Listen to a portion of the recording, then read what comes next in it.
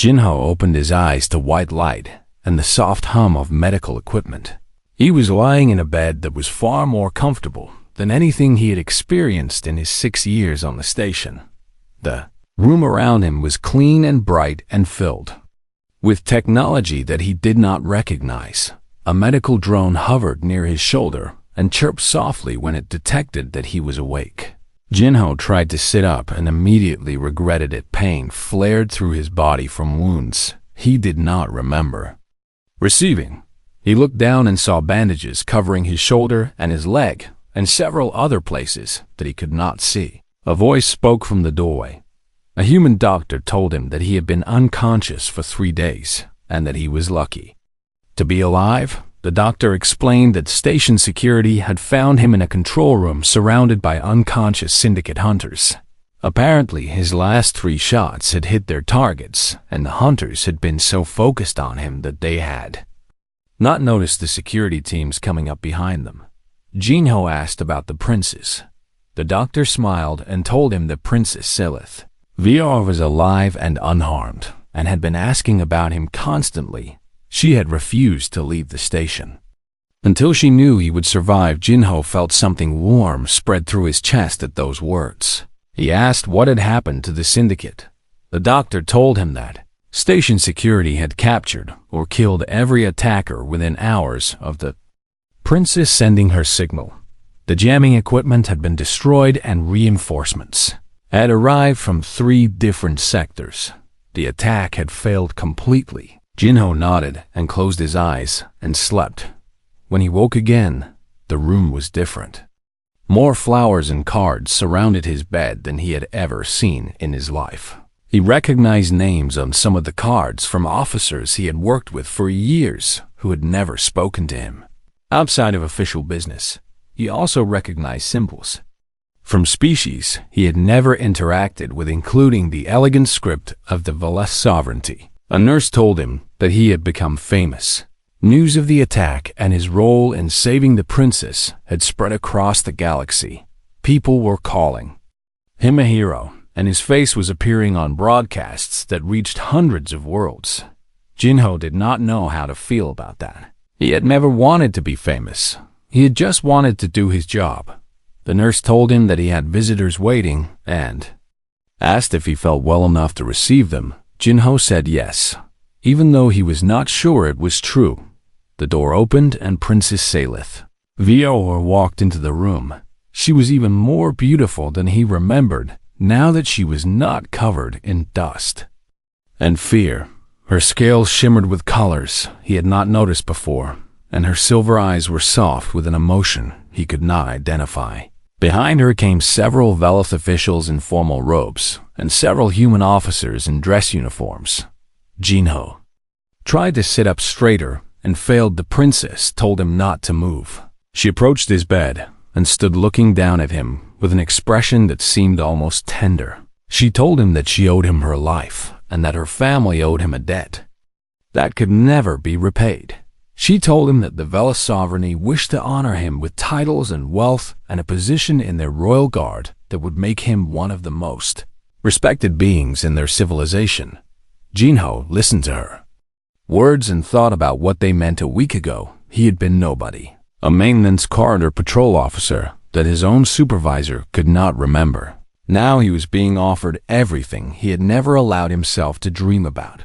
He looked at the princess and saw hope in her eyes. He looked at the Veles officials and saw calculation. He looked at the human officers and saw something that might have been pride. Then he spoke. He thanked the princess for her generous offer. He told her that he was honored beyond words by her recognition, but he told her that he was a station security officer and that this was where he belonged. The room went silent. The Veles officials exchanged confused glances. The human officers shifted uncomfortably. But the princess smiled.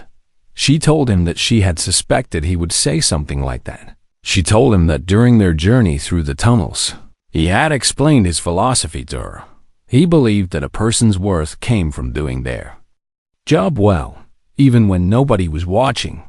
He had no interest in rewards that he had not earned through his own daily dedication. She told him that she had thought about his words constantly since their escape. She told him that his philosophy challenged everything she had been taught about value and status and meaning. She told him that meeting him had changed her in ways she was still trying to understand. Jinho did not know what to say. The princess reached into her robe and withdrew a small object. It was a medal bearing the seal of the Vela sovereignty. She told him that even if he would not accept titles or wealth, he must accept this. It was a symbol of her personal gratitude, and it would mark him as a friend of her people forever. Jinho accepted the medal and felt its weight in his hand. The princess told him one more thing before she left. She told him that among her people worth was determined by bloodline and birth, but she had learned from a human guard that worth could also be built through choices and dedication and the simple act of showing up every day. She told him that she would carry that lesson with her for the rest of her life. Then she touched his face one more time in that gesture of profound respect and walked out of the room. The officials followed her. The human officers stayed for a few minutes to congratulate Jinho and shake his hand and promise that his service would not be forgotten.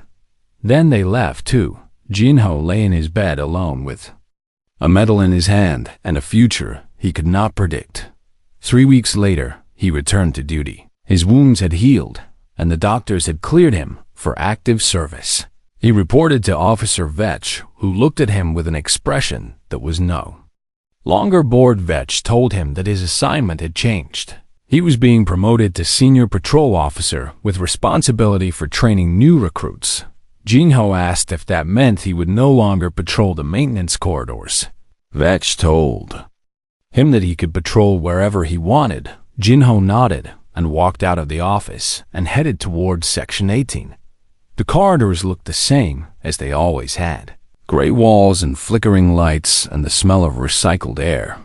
But now, when Jinho walked through them, people nodded to him and spoke his name. He was no longer invisible. A young officer caught up with him and introduced herself as his new trainee. She told him that she had requested this assignment specifically because she wanted to learn from him. She asked him why he was starting their training in the maintenance quarters when there were more important areas of the station. Jinho looked at her and thought about everything that had happened. Then he told her that every area of the station was important. He told her that the maintenance corridors were where he had learned everything that mattered. He told her that being thorough and dedicated and professional in the small things was what prepared you for the big things. A young officer listened with wide eyes. Jinho started walking, and she followed. He showed her the passages and the hatches and the forgotten corners that nobody else knew about. He taught her the same lessons he had taught himself over 6 years of patient, lonely work. And somewhere in the galaxy, a princess remembered a nobody guard who had taught her that worth was not given but earned. Jinho Park continued his patrol. The work was the same as it had always been. But now he knew that the work mattered, and that was enough. The alternative route took them through sections of the station that Jinho had only visited twice before. These were the condemned areas where structural damage from an asteroid impact decades ago had never been fully repaired. The station administration had simply sealed off these sections and forgotten about them. Jinho had found ways inside during his explorations, but he had never stayed long because the environment was hostile and unpredictable. Now he led the princess through corridors where the walls groaned with stress and the floor tilted at angles that made walking difficult. Emergency seals had failed in several sections, and they had to move quickly through areas where the atmosphere was thin and cold. The princess began to shiver, but she did not slow down. Jinho gave her his jacket, and she accepted it without comment. They crossed a catwalk that swayed dangerously above a drop of 50 meters into darkness.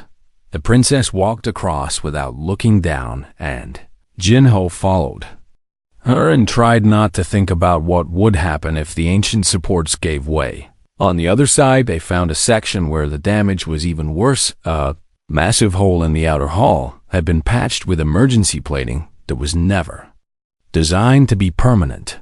The patch had held for decades, but Jinho could see cracks forming around the edges. He told the princess that they needed to move through this section as quickly as possible. She nodded and they ran. The floor shook beneath their feet and dust fell from the ceiling, and somewhere behind them, metal screamed as stress finally exceeded tolerance. They made it through just as the patch began to fail. A rush of air pushed them forward as the atmosphere vented through the widening cracks. Jinho grabbed the princess and pulled her through a doorway and slammed his hand against the emergency seal. The door closed just as the section behind them decompressed completely. They stood in the darkness listening to the sound of metal twisting and air rushing, and then silence. The princess looked at Jinho with wide eyes. She asked him if he had known that would happen. He told her honestly that he had suspected it might happen, but he had hoped they would have more time. She stared at him for a long moment, and then she did something unexpected. She laughed. It was not the controlled sound he had heard before, but a real laugh that seemed to surprise her as much as it surprised him. She told him that she had never met anyone like him.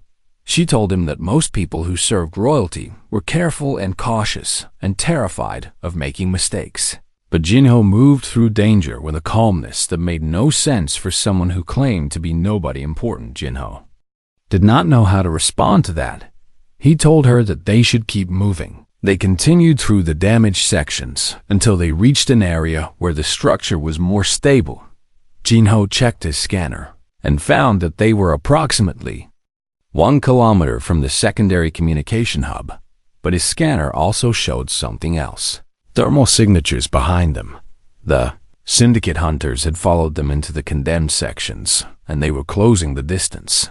Jinho counted the signatures and felt his stomach drop. There were at least 12 of them moving in a coordinated pattern that would cut off every escape route within minutes. He looked at the princess and saw that she understood.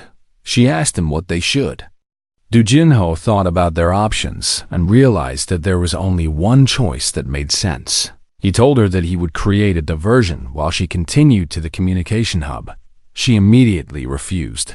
She told him that his death would be pointless because she would never find the hub without him. He told her that it was straight ahead through 2 more junctions and then up 1 level through an access hatch. She told him that she would not leave him behind. Jinho looked at her and spoke with a calm he did not feel.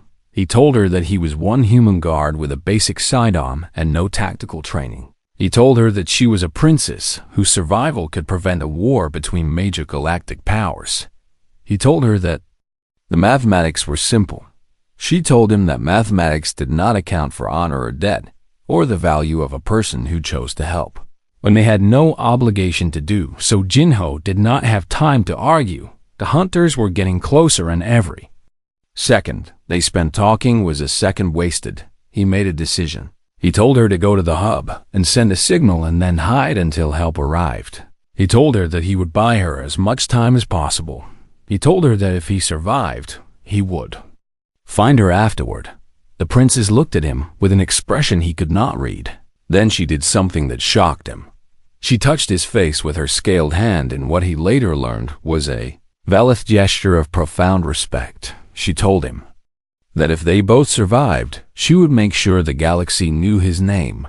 Then she ran. Jinho watched her disappear into the darkness and then turned to face the direction the hunters were coming from. He knew these tunnels, and he knew what tools they contained. He started moving with purpose. The first group of hunters found him 10 minutes later in a junction where 4 corridors met. Jinho had positioned himself behind a heavy piece of machinery, and he opened fire as soon as they appeared. His basic sidearm could not penetrate their armor, but it forced them to take cover and slowed their advance. He used those precious seconds to activate a manual override on the environmental controls. The corridor filled with steam from a ruptured coolant line that Jinho had sabotaged minutes earlier. The hunters could not see him through the steam, but he knew exactly where the walls were, and where the exits were, and where they would have to go. He moved through the chaos like a ghost. He triggered emergency lockdowns that sealed 2 hunters in a dead-end corridor. He overloaded a power junction that sent sparks flying and caused 3 hunters to dive for cover. He opened a maintenance hatch that dropped 2 more hunters into a flooded sublevel that would take them hours to escape. The remaining hunters regrouped and changed tactics. They stopped chasing him and started systematically clearing each section. Jinho knew he could not win a direct confrontation, so he kept moving and kept disrupting and kept buying time. A shot caught him in the shoulder and spun him around. He hit the wall hard and felt blood running down his arm. Another shot grazed his leg and dropped him to one knee. He dragged himself into a ventilation, ducked, and crawled through the darkness while his vision blurred and his body screamed with pain. He emerged in a small control room and sealed the door. Behind him, his scanner showed that the remaining hunters were converging on his position there. There was nowhere left to run. Jinho leaned against the wall and checked his weapon. He had 3 shots left. The door began to glow as the hunters used cutting tools to breach it. Jinho aimed his weapon at the door and prepared to make his last stand. Then his communicator crackled to life. A voice spoke in the clear tones of Station Security Command announcing that reinforcements were en route and that all hostile forces should surrender immediately. The princess had made it. She had reached the hub and sent the signal. Jinho smiled despite the pain. The door burst open and hunters poured through. He fired his last 3 shots and then there was darkness. The footsteps grew louder and Jinho made a quick decision.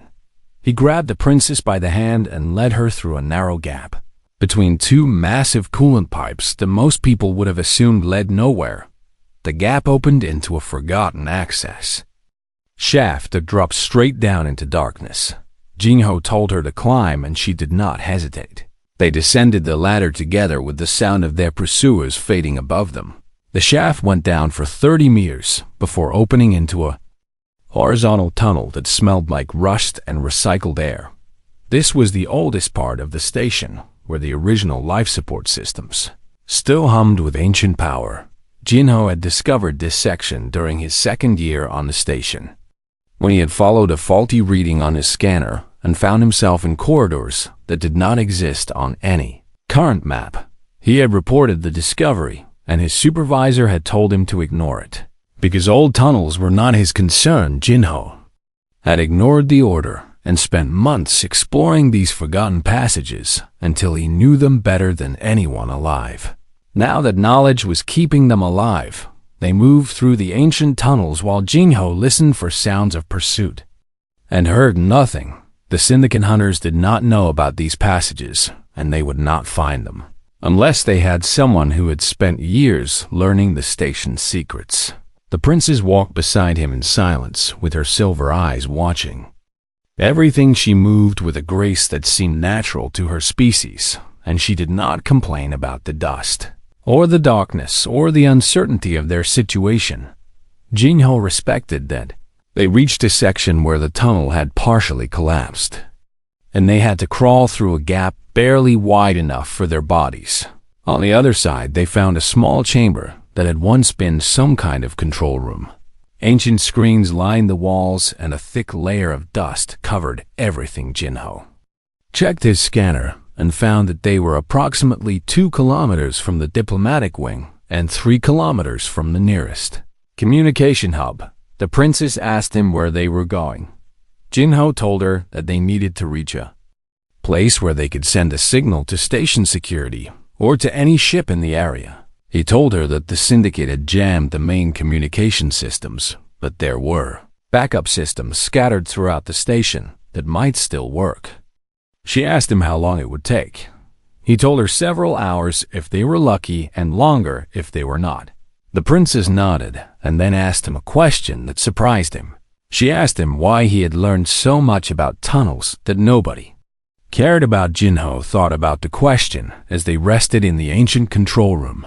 He told her that when he first arrived on the station, he had been assigned to patrol the maintenance corridors because he was new and unimportant. He told her that most officers hated that assignment and did the minimum required and waited until they were transferred somewhere better. But Jinho had never expected a transfer because he had no connections and no special skills and no reason for anyone to notice him, so he had decided to be the best maintenance cargo patrol officer the station had ever seen. He had learned every passage and every shortcut and every forgotten corner. He had studied the original construction documents and the repair logs and the incident reports from decades past. He had made himself an expert in something that nobody valued because being an expert in something was better than being an expert in nothing. The princess listened to his explanation with an expression that he was beginning to recognize as curiosity. She told him that her people did not think that way. She told him that among the Velith, a person's worth was determined by their bloodline and their position and the accomplishments of their ancestors. A servant could never become a noble no matter how skilled or dedicated they were. A nobody would always be a nobody. Jinho asked her if she believed that the princess was silent for a long moment.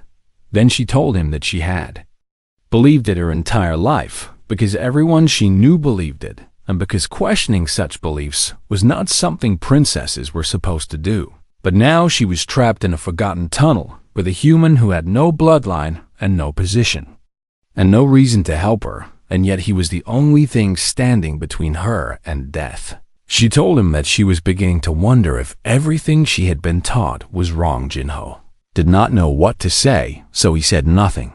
They rested for a few more minutes and then continued their journey through the ancient tunnels. The path grew more difficult as they went deeper into sections that had not been maintained in decades. They crossed a flooded corridor by walking along a narrow pipe that ran just above the surface of the dark water. They climbed through a vertical shaft where several rungs of the ladder had rusted away, and Jinho had to boost the princess up to the next handhold. They crawled through a ventilation duct that was barely wide enough for human shoulders, and must have been even more uncomfortable for the princess with her broader frame. Through all of it she did not complain, and she did not slow down, and she matched his pace, step for step. Jinho found himself impressed by her resilience. She had been raised in palaces and surrounded by servants and protected from every discomfort, and yet she was handling this situation better than many trained soldiers would have. He told her as much, and she made that sound again that might have been a laugh. She told him that Velith royalty would train from birth to maintain composure in all situations, because showing weakness was considered shameful. She told him that inside she was terrified, but she would rather die than let that terror control her. Jinho understood that feeling. They reached a junction where 3 tunnels met, and Jinho stopped to consult his mental map of the station. The communication hub was close now, and they should be able to reach it within the hour if they did not encounter any obstacles. He was about to tell the princess the good news when his scanner beeped with a warning: thermal signatures ahead. Multiple contacts moving through the tunnels in a search pattern. The syndicate had found another way into the old passages, and they were coming from the direction of the communication hub. Jinho looked at his scanner and calculated distances and trajectories and realized that they could not reach the hub without being detected. The hunters were too close and too numerous. He told the princess that they had a problem. She looked at his scanner, and her silver eyes narrowed with understanding. She asked him if there was another route. Jinho thought about everything he knew about these tunnels and realized that there was only one option. There was another communication hub on the far side of the station, but reaching it would require them to pass through sections that were even more dangerous than the ones they had already crossed, sections where the atmosphere was unstable and the structure was compromised, and one wrong step could kill them both. He told her about the risks and asked her what she wanted to do. The princess looked at him with those silver eyes that seemed to see straight through him. She told him that she trusted his judgment. She told him that he had kept her alive this long, and she believed he could keep her alive a little longer. Jinho felt something shift inside him at those words. Nobody had ever trusted him with anything important before he nodded and led her away from the approaching hunters. They had a long way to go, and the hardest part was still ahead. The maintenance tunnels echoed with distant sounds of chaos as Jinho moved through the red-lit darkness with his weapon drawn and his breathing controlled. He could hear explosions from somewhere above and the sharp crack of energy weapons and the screaming of alarms that nobody could respond to because the communication systems were dead. The attackers had planned this well. They had disabled the station's ability to coordinate a defense, and they had struck at the exact moment when everyone was focused on the Velith delegation. Jinho climbed a service ladder and pushed open a hatch that led to a secondary corridor on level 47. He found himself in a scene of destruction. The walls were scorched from weapons fire and debris littered the floor, and 2 station security officers lay motionless against the far wall with their polished armor cracked and broken. Jinho checked them quickly and found no pulse and moved on because there was nothing he could do for the dead. He recognized the tactical markings on the walls and the blast patterns on the floor, and he understood that he was looking at professional work. These were not random terrorists or desperate criminals. These were trained killers who knew exactly what they were doing.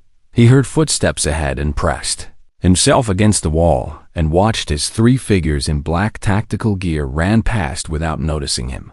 Their equipment was expensive and their movements were coordinated, and Jinho caught a glimpse of a symbol on one of their shoulders, the Kethrani Syndicate. He had read about them in security briefings that most officers ignored because the Syndicate operated far from Unity Station and posed no obvious threat.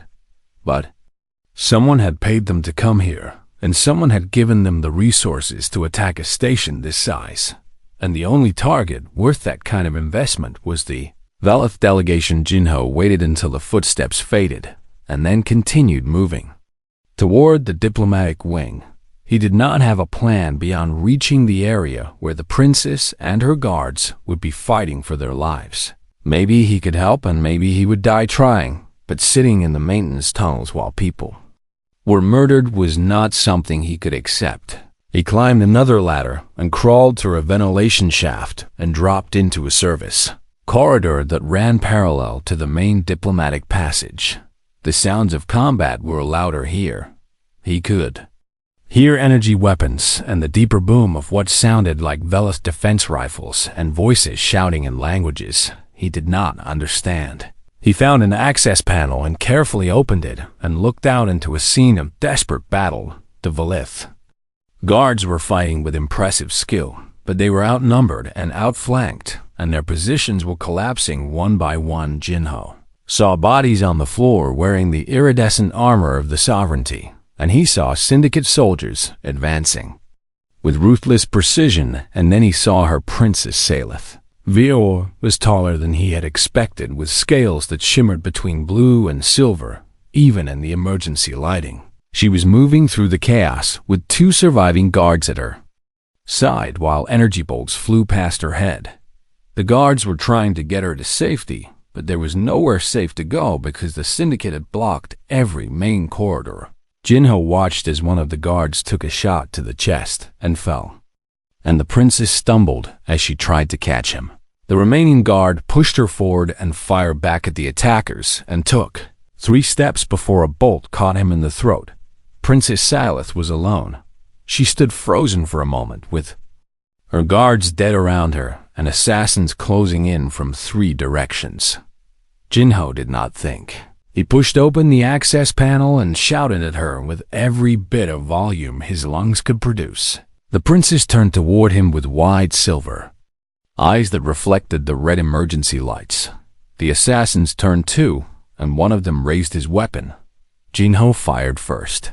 His basic sidearm was not powerful enough to penetrate tactical armor, but it was enough to make the assassin flinch and miss his shot. Jinho grabbed the princess by the arm and pulled her through the access panel into the service corridor.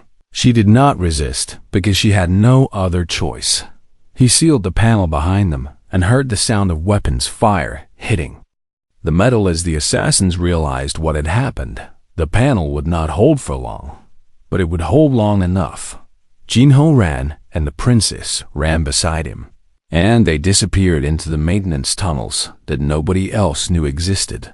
They moved through the darkness for what felt like hours, but was probably only minutes. Jinho led her down ladders and through hatches and across catwalks that swayed above machinery that hummed with barely contained power. The princess did not speak, and he did not ask her to. She was in shock from watching her guards die, and from being hunted like prey, and from placing her life in the hands of a human.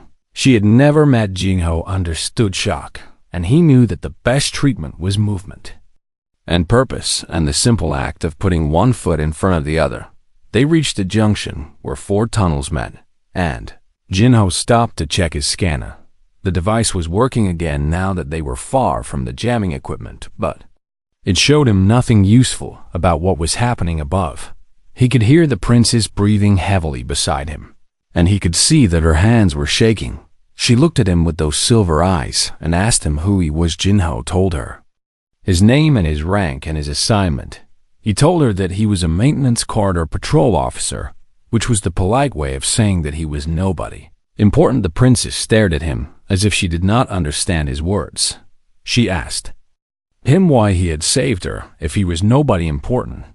Jinho thought about the question and realized that he did not have a good answer. He told her that he had been in the right place at the right time, and that he knew these tunnels, and that someone needed to help her. It was not heroism, and it was not bravery.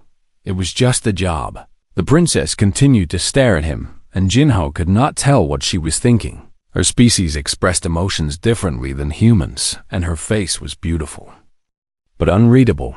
He told her that they needed to keep moving because the syndicate would be searching for them, and because staying in one place was dangerous. She nodded and followed him deeper into the tunnels. They walked in silence through corridors that grew darker and narrower until they reached a section that Jinho knew well. This was the deepest part of the maintenance network where the original station builders had laid the foundations decades ago. Nobody came here except for Jinho and the occasional automated drone. He found a small alcove where they could rest, and he told the princess that they would wait here until he could figure out their next move. She sat down against the wall and wrapped her arms around herself and looked smaller than she had before. Jinho stood guard at the entrance to the alcove with his weapon ready and his ears listening for any sound of pursuit. The silence stretched between them like a living thing.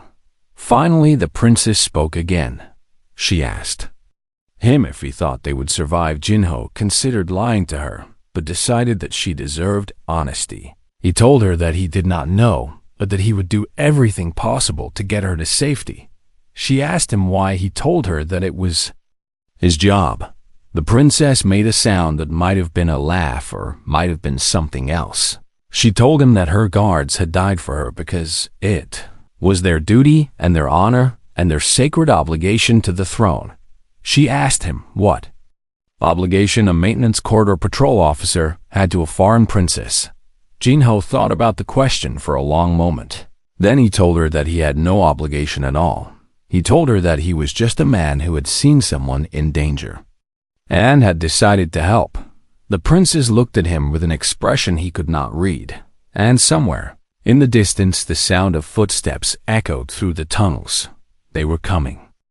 Sergeant Jinho Park walked through the maintenance corridor with his scanner in hand and his boots making soft sounds against the metal floor beneath him. He had walked this same path over 2,000 times in the past 6 years, and he knew every pipe and every panel and every flickering light that the maintenance crews never bothered to fix. The Galactic Unity Station stretched for 12 kilometers in every direction and housed over 300,000 beings from dozens of species. But Jinho only ever saw the same gray walls and the same forgotten tunnels that nobody else wanted to patrol. He checked his scanner and noted the temperature readings and atmospheric composition and the slight vibration from the cargo haulers moving through the nearby docking bays. Everything was normal and everything was quiet, and that was exactly how Jinho preferred it. His communicator beeped with a station-wide announcement reminding all personnel that the Veleth Sovereignty delegation would arrive in 6 hours and that security protocols were now at their highest level. Jinho listened to the announcement and then continued his patrol because highest level security did not apply to the maintenance corridors, and it did not apply to him. He was a nobody, and he had accepted that truth a long time ago. The other security officers worked in the diplomatic wings, where they wore polished armor and carried ceremonial weapons and stood beside ambassadors and princes and beings of great importance. Jinho wore a standard uniform that had been repaired 3 times, and he carried a basic sidearm that he had never fired outside of training, and he stood beside cargo containers and broken ventilation units.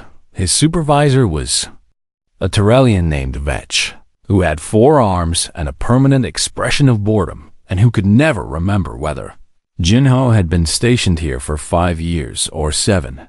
Jinho did not correct him because it did not matter.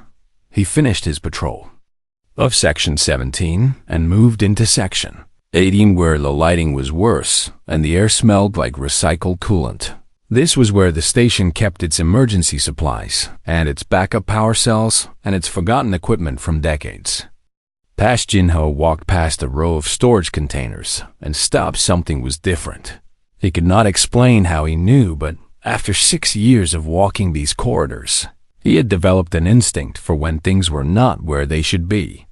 He looked at the containers and counted them and noted their positions and realized that 3 of them had been moved approximately 2 centimeters to the left. That should not have happened because nobody came to Section 18 except for Jinho and the occasional maintenance drone. He knelt down and examined the floor and saw faint scratches in the metal where something heavy had been dragged. His scanner showed no unusual readings, but Jinho trusted his eyes more than he trusted his equipment. He filed a report on his communicator and marked the location and added a note suggesting that someone should investigate the movement of cargo in a restricted area. The response came 3 minutes later from Officer Vetch, who told him that he was being paranoid and that containers shifted all the time due to station vibrations, and that he should focus on his actual duties instead of inventing problems. Jinho read the message and deleted it and continued his patrol. He did not argue, because arguing never changed anything, and because he had learned that being right was less important than being quiet. But he remembered the scratches on the floor, and he made a mental note to check the area again tomorrow. The hours passed, and Jinho completed his rounds and ate his meal alone in the lower-level cantina, where the food was bland and the other diners were dock workers and sanitation crews who had no interest in conversation. He listened to them talk about the Veleth delegation and about Princess Salith Var, who was apparently the 3rd heir to their throne, and who was reportedly beautiful in the way that Veleth defined beauty, which involved iridescent scales and eyes like liquid silver. The dock workers wondered why someone so important would visit a station like this, and they speculated about trade deals and political alliances and ancient treaties that needed renewal. Jinho finished his meal and returned to his quarters and slept for 6 hours and woke up and started his patrol again. The Veleth delegation had arrived during his sleep cycle, and the station was buzzing with excitement and nervous. Energy security officers rushed through the corridors in their polished armor, and maintenance crews worked frantically to repair every broken light and every malfunctioning door that might embarrass the station in front of their important guests. Jinho walked through the maintenance tunnels and noticed that nobody had investigated Section 18. He returned to the spot where he had seen the moved containers and found that they had been moved again. This time, they were positioned to create a small gap between them and the wall, and Jinho squeezed through that gap and found a space that should not have existed. Someone had cut through the wall panel and created a hidden compartment approximately 2 meters wide and 1 meter deep. Inside that compartment, Jinho found equipment that did not belong on this station. He recognized surveillance devices and communication jammers, and something that looked like a breaching charge, designed to cut through reinforced metal. His heart beat faster, but his hands remained steady as he activated his scanner and recorded everything he saw. He checked the station schematics on his communicator and realized that this compartment was located directly beneath the diplomatic quarters where the Velith delegation was staying. Junho understood what he was looking at. Someone was planning something terrible, and they had hidden their equipment in the one place where nobody ever looked, because nobody ever cared about Section 18, except for one nobody guard, who paid attention to details that did not matter. He opened his communicator to send an emergency report to Station Security Command. The lights went out. The darkness was absolute and sudden, and accompanied by a deep rumbling sound that Jinho felt in his bones. Emergency lighting flickered on a moment later, casting everything in dim red shadows. His communicator showed no signal and no connection, and no way to reach anyone. Somewhere above him, he heard an explosion, and then another, and then the unmistakable sound of weapons fire. The attack had begun. Jinho stood in the darkness with his basic sidearm in his hand and his scanner showing nothing useful, and his mind racing through possibilities. He was one guard in a forgotten corridor with no backup and no communication and no way to warn anyone about what he had discovered. But he was also the only person who knew these tunnels better than anyone else on the station. He started moving the maintenance corridors connected to every part of the station through a network of access hatches and emergency passages that most people did not know existed. Jinho knew them all because he had spent 6 years learning them, because he had nothing better to do, because being thorough was the only thing he had ever been good at. He ran through the darkness toward the sound of gunfire. He did not know what he would find, and he did not know what he could do, but he knew that something was wrong, and he knew that nobody else was coming to these forgotten corridors. So Jinho Park kept running because that was his job, and because doing his job was all he had ever known how to do.